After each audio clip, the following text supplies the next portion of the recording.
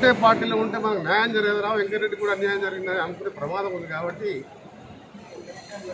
ఆ తప్పు జరిగినందుకు నాకు కొంచెం బాధ ఉన్నా, కానీ ఒకటే చెప్తున్నా, మంత్రి పదవి వదిలిపెట్టుకున్న వాళ్ళని 33 సంవత్సరాలు ప్రజలే నా కుటుంబంగా, కార్యకర్తలే నా ప్రాణంగా బతికిన వాడిని రేపటికెళ్ళి ఇబ్రాహీంపట్నం నుంచి మొదలు పెట్టుకుని భువనగిరి పార్లమెంటులో 7 స్థానాలతో పాటు నల్గొండ పార్లమెంటులోని అక్కడ ఉన్న 7 స్థానాలని వచ్చే ఎన్నికల్లో గెలిచే విధంగా తప్పకుండా ప్రజల మధ్యనే ఉంటా. కొత్త యువకులని, కొత్త క్యాండిడేట్లని ప్రోత్సహించి వారికి అండగా ఉంటూ పార్లమెంట్లో నా గలం వినిపిస్తూ, మీరు చూసిండు గడ్కరీ గారు స్వయంగా చెప్పిన ఎల్బీ నగర్ నుంచి ఆందోళన మైసమూరు 600 కోట్లు కోమటిరెడ్డి వెంకరెడ్డి గారు చెప్తే శాంక్షన్ చేసినారు. మెకానికల్ టు నాగార్జున రైల్వే 373 కోట్లతో ఇవాళ వర్క్ కూడా నడుస్తుంది.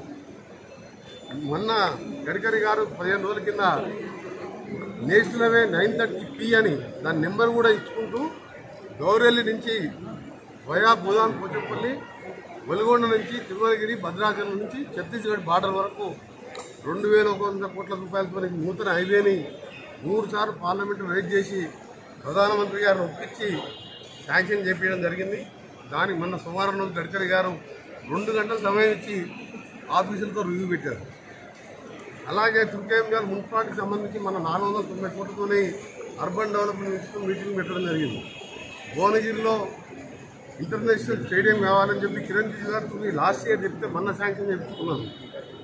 అభివృద్ధి ఒకవైపు, కార్యకర్తలకు అండగా ఉండడం ఒకవైపు, ప్రజలకు నిస్వార్థంగా ఏ విధంగా నిజాయితీగా పనిచేస్తున్నానో అదే విధంగా పనిచేస్తున్నాను.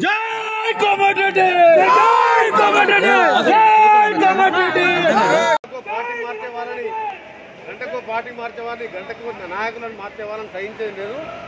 పార్టీని నమ్ముకున్న కార్యకర్తకు 24 గంటలు ఇంకా 2023 జూలై వరకు అండగా ఉంటా. గ్రామాల పర్యటిస్తా.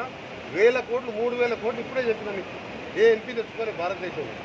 అదేవిధంగా ఇవాళ రేపు గ్రామాలలో కూడా ముఖ్యమంత్రి నుంచి మొదలుపెట్టుకుంటే ప్రధానమంత్రి వరకు, కేంద్ర మంత్రి వరకు అందరినీ కలుపుకుంటా ఈ 2 ఏళ్ళు అభివృద్ధి చేసుకుంటా భువనగిరి పార్లమెంట్ని.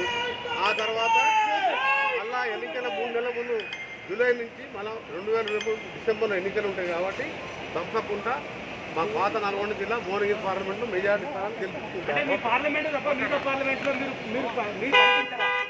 మా పాత నల్గొండ భువనగిరి 14 కాన్స్టిట్యూన్సీలు 14 చూసుకునే బాధ్యత నాది.